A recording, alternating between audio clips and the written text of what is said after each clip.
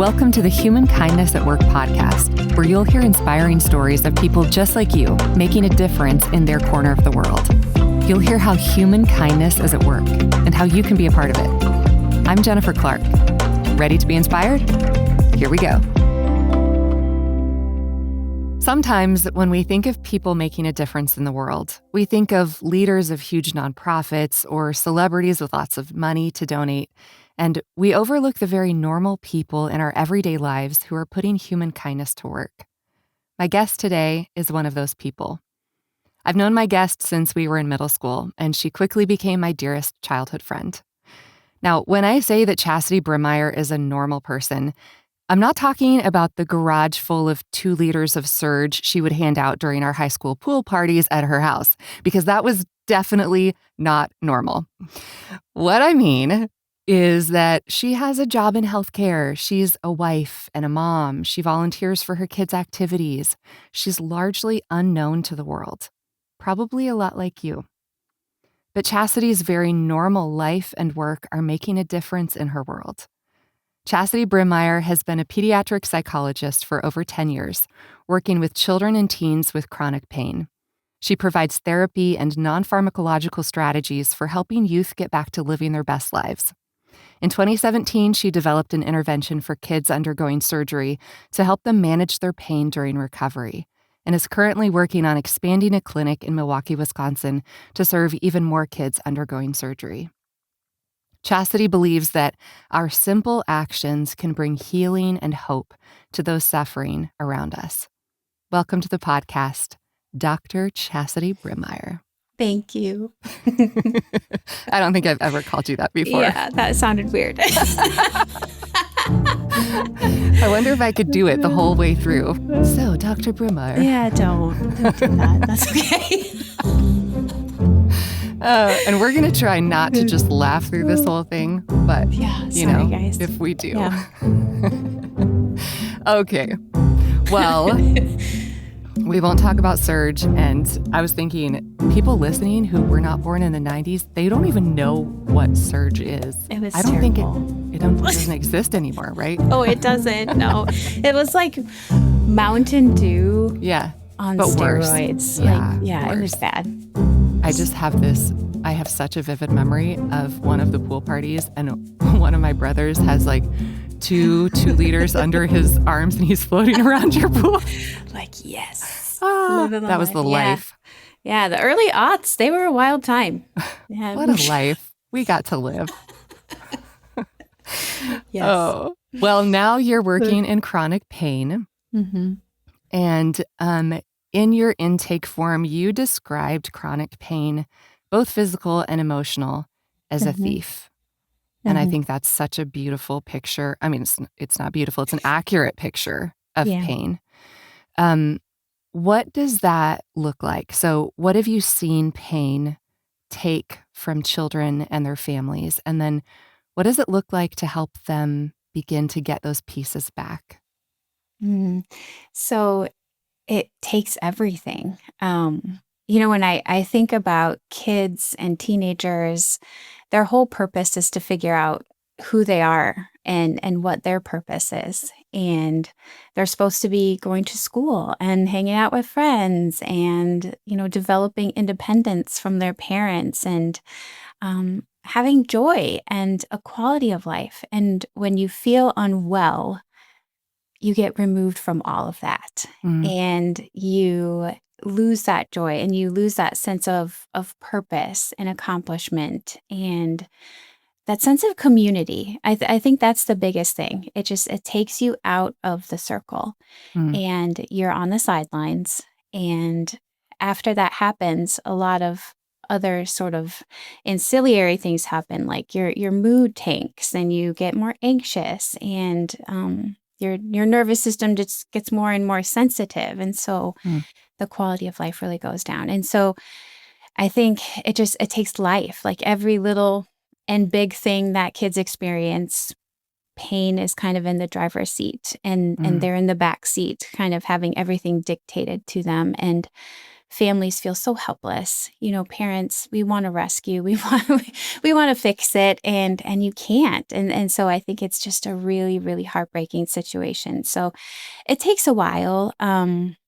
It's always a process. It's always a journey for a lot of families. But once we get there, and just to see them, it's not like there's this big showy moment where they're like, I have arrived and I'm better. But it's just like, yeah, I went to school for a whole week, or I'm back on the basketball team, or, I'm hanging out with my friends again. And, it's just, they ease right back in, and they can have all of that back. So it's kind of like a restoration, and it's really fun. It's a lot of work and it's hard, but it's really fun to be on that journey with a lot of our kids and families that we work with.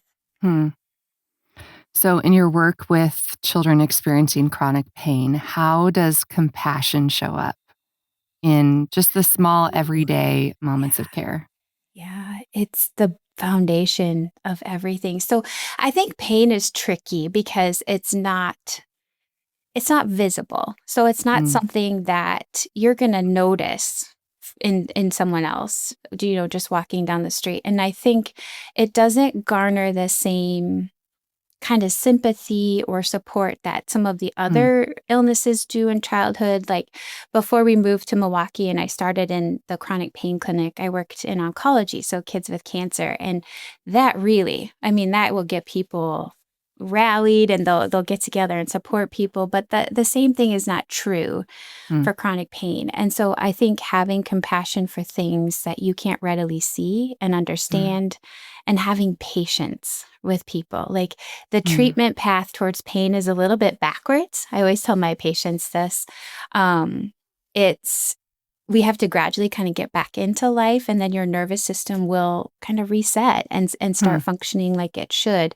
But that's a very hard concept. And so I think just having patience, like I know that as a professional, but being able to wait until the family can accept that and get on board, requires a lot of compassion, I think. Yeah. And I have a friend behind me. I see your little kitty. She loves to bomb meetings. She does it to They're good Scott at all that. the time. I know. I'm like, don't lose your train of thought, cat.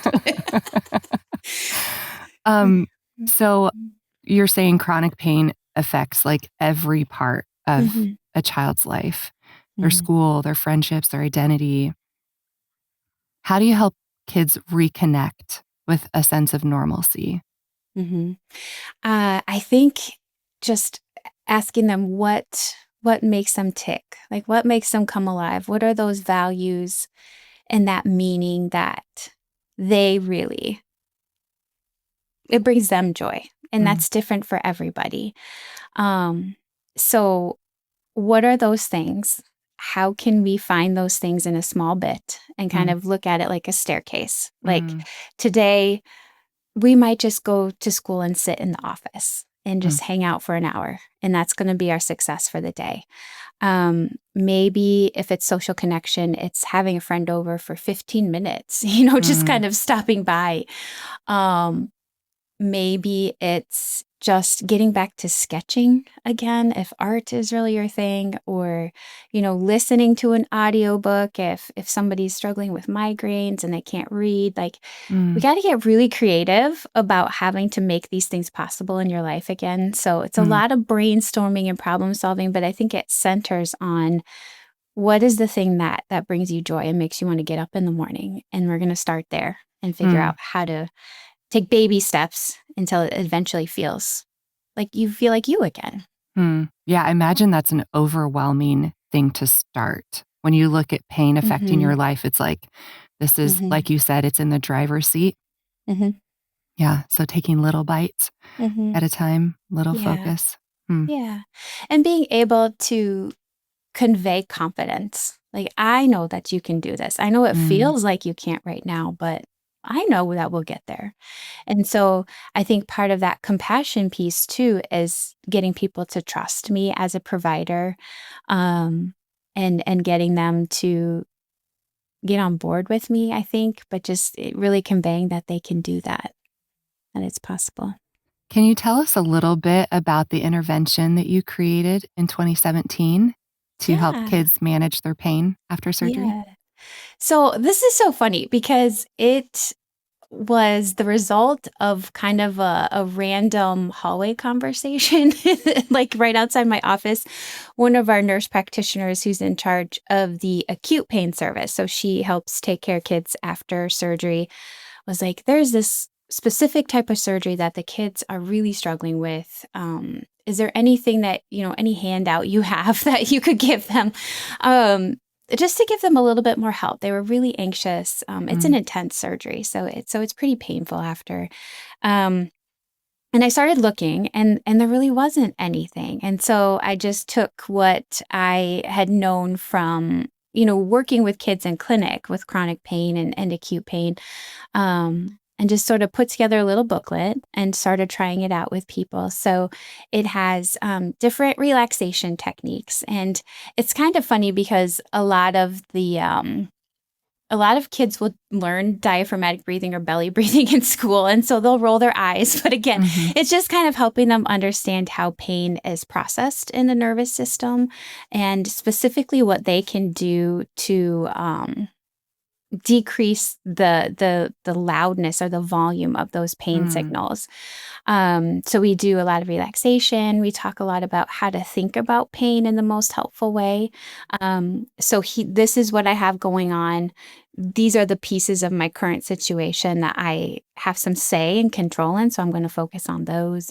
mm, How can I swap out some unhelpful thoughts for some helpful ones? Like they start a PT, a physical therapy regimen right after. And so, I don't want to walk right now. Well, can we swap that out for I can see this as a chance to get better rather than something to be annoyed mhm, about. So a little bit of that too.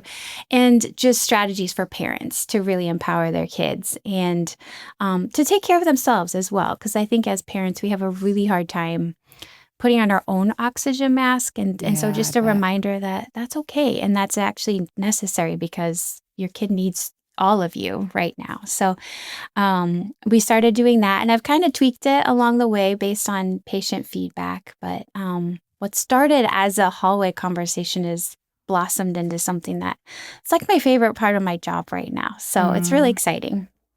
I imagine that as a mom of two, that you have some lived experience that you bring to your work when you're working with parents who are dealing with their kids' chronic pain. Um, how has your own parenting influenced the way that you care for families? I was in grad school for a very long time. Mhm. um, but becoming a parent was probably the best training I think Mm, I've received as a psychologist, and I think the biggest thing is we know the different strategies and tools that we're supposed to recommend. But until you become a parent, you have no idea what that looks like to sure. apply them in a real life setting. And so just having some of that, I think, is like, okay, you're gonna want to do this. When they say no, you're gonna want to do this. Like, Mhm. just being able to, I think more flexibly about those things and be more creative about, okay, if your child's refusing medication, here are the ABC. But when that doesn't work, then we're going to flip it and do, something else. So Mm, I think just a real practical knowledge. I think too, I spoke about compassion earlier, but just being a parent and having your heart open up in that way really opens your eyes to all children's suffering mm, and all children's need. And if there's a skill set that I have, I think I have a lot more drive and a lot more push to kind of try to fill that need. Like it's a lot mm, harder to turn it off or to ignore it because I love two very special children. And so that just kind of opens up your heart in a way to everybody else's kids and to want the best for all of them. mhm.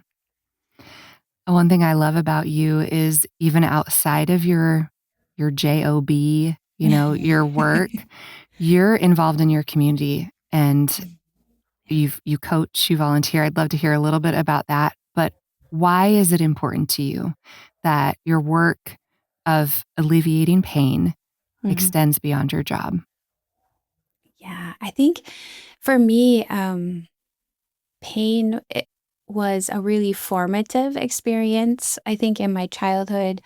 Um, and there was a lot of empathy and resilience that came out of that, that kind of pushed me towards certain careers that served people and kind of helped people. But Mm-hmm. it's really just an outpouring of like my personality and my temperament and what makes me happy.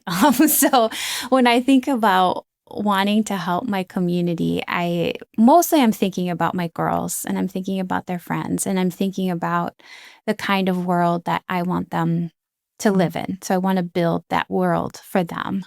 And if that's something as simple as bringing in treats to one of their class birthday parties or volunteering at field day, or we just finished up our Girls on the Run season where it's kind of like a confidence building program for girls, whether it's, instilling those values in them, just letting them know that they're unique and they're special. And it sounds kind of cheesy, but I think it's so important, especially if a lot of kids aren't hearing those kinds of things. And so Mm-hmm. I think I just I want a world where everyone feels like they have a place and they have a purpose. And I want my girls to grow up in a world like that. Mm. And I've never really been somebody who I'm not comfortable just sitting back and consuming. Like I feel like there's so much value and you meet so many cool people and a community really becomes a community when you just jump in and kind Yeah. of start doing it. So there's Yeah. probably a little bit of selfishness there too. It's just like I've met really good friends and like, I mean, it's a it's fun. win-win. Yeah, it's fun. Yeah. There's really Mhm. no losing in that scenario, No. you know? No. Yeah. When you listen to Chasity describe the world she wants her girls to grow up in, are you inspired to help create it? You probably don't specialize in alleviating chronic pain, but when we live in community with others, we have the beautiful privilege of carrying each other's pain, and somehow that makes the burden lighter. I believe we all belong to each other, no exceptions.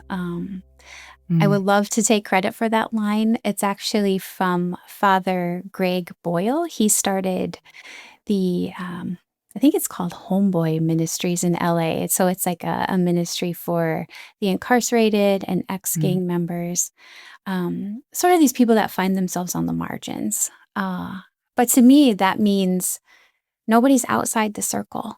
It doesn't matter if you make different choices than me, if you've hurt me, if Mm. you have different political beliefs than me, if we are not alike at all. Like Mm-hmm. we all belong in the circle and we're all worthy of acceptance and support and to be seen. I think that's the biggest thing is Mm. pain comes when we don't have that connection with others. Um, Yeah. and so if everybody's in the circle, then everybody has a chance to get the support that they need and deserve, no matter what. There's Mm-hmm. nothing that puts us outside that circle. And so for me, I think we all belong to each other. It's just kind of a call to action that we need to have our eyes open. We need to see if somebody is on the margins and they Mm. need kind of an anchor or a support system. And I don't think that needs to be some huge dramatic, gesture or something like that. It can be something as simple as sending a text and just saying, "Hey, I was thinking about you. How are you doing?" Um, and I always want to do it more than I actually do, but in Mm-hmm. between, Mm-hmm. I'm just like, "Oh, okay, I was thinking of this person. I wanna hang in there and see how they're doing." It could be bringing a meal, but I think just it doesn't have to be fancy. It can be simply just saying hi. If somebody isn't, in with everybody else and just kind of making it a welcome place for everybody. Mm-hmm. You said that pain is isolating. when we first started talking. And I think that concept of everyone is inside the circle, everyone belongs here, that helps stop that problem of isolation, right? Mhm. Yeah. If Yeah. everyone's in the circle, Mhm. then nobody's actually alone. Yeah. But that takes us being aware Yes. and Yes, it doing something. does. Yes, it does. Well, for those listening who might not be in healthcare or anywhere close to working in chronic pain, what are some simple ways that we all can make a difference to jump in and help ease someone else's pain, whether it's big or small? I don't think it needs to be dramatic. As I said earlier, I think it can be simply saying, "Hey, I see you. I noticed you were here today. I noticed Mm, that you've been gone or that you've been leaving early," in the case of some of the kids that I work with. Can I carry your backpack? Can I walk into school with you? Um, do you just kind of want to sit next to each other? We don't have to talk, but I'll sit here and eat my lunch. Um, just so you have that proximity and you don't have to feel alone. Um, I think checking in on one another is really, really important. I think we all get really busy mm, um, with just our lives, and I don't think anyone has ill intent, but I think just being mindful and intentional about mhm, checking in with people and seeing how everybody's doing, and not being afraid to do that either. I think people, if they're not a psychologist, they're like, well, I don't know what to say. What if I say the wrong thing? And I guess what I've learned is that there really isn't a wrong thing to say when you're trying to show support. It's just kind of showing up and letting them mm, know.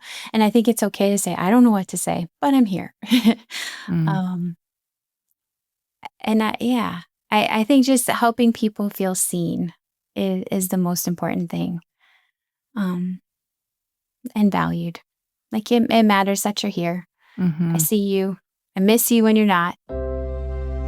Presence is a gift that relieves pain, and it's one of the easiest ways we can make a difference in someone's world. Just showing up, just recognizing their humanity, their intrinsic value, their suffering. What if we all lived with that kind of empathy? What if we made time to be present with those in our world who are in a painful part of their journey? I think we could make a real difference. When you think about your own two girls and the legacy that you want to leave for them, what does it look like to model compassion and care in both your work and your life outside of work? um, I want so much for them. I think first I would want them to face the unexpected, because it's going to happen. Mm-hmm. Pain is a universally experienced thing. Um, and I would hope that they would face that, and face their mistakes with an openness to it, so that it doesn't pull them away and it doesn't isolate them, but it strengthens them and kind of gilds them. And opens their eyes to empathy and to suffering and Yeah. to see people in ways that you can't really understand or see until you've experienced that type of pain, whether Mm, that's grief, emotional pain, physical pain. um, so I hope that they would move forward in those experiences and not let them be grounded or isolated. And then I want them to see. I mean, I want them to intentionally see others and see their needs and be brave enough to be the only one to go up and say mm, hello or to sign up to volunteer for something that nobody else wants to do, um, yeah. because they're trying to build that community and that belonging and that safe landing spot for a lot of people. Mm-hmm. I'd hope that for them. Mm-hmm. That's beautiful. I have no doubt that they will carry that on, I really. hope so. Yeah, they have great parents. Chas, thank you for being with us and for sharing a little bit. You have always lived an outward-facing life for as long as I've known you, with compassion and grace toward others. And it's just so beautiful to see you as an adult doing your part to make a difference in your world. And I really believe that everyone in your world is better for it. So Thank you. thanks for being with us. Pain is a part of the human experience. It's unavoidable. And all of us go through seasons of life that are more painful than others. And since pain is such a common experience, shouldn't we all do something to make a difference in each other's lives? Chasity is intentionally bringing hope and healing to the suffering of those around her. And even though you and I may not be a pediatric psychologist specializing in pain, we can make a difference in the lives of those suffering in our world too. This episode is sponsored by my voiceover business, Jennifer's Voice. If you want to tell stories with impact, whether that's a commercial, brand video for your business, e-learning module, or documentary, I'd love to lend my voice and partner with you to tell stories that matter. Head to jennifersvoice.com to check out samples of my work and to get in touch. Until next time, look around. Who in your world is sitting outside the circle of belonging? Whose pain has sidelined them? How can you put human kindness to work and come alongside them to ease their pain? I bet if you take the time to notice, you'll find someone in your world that needs your presence. Go make a difference. See you next time.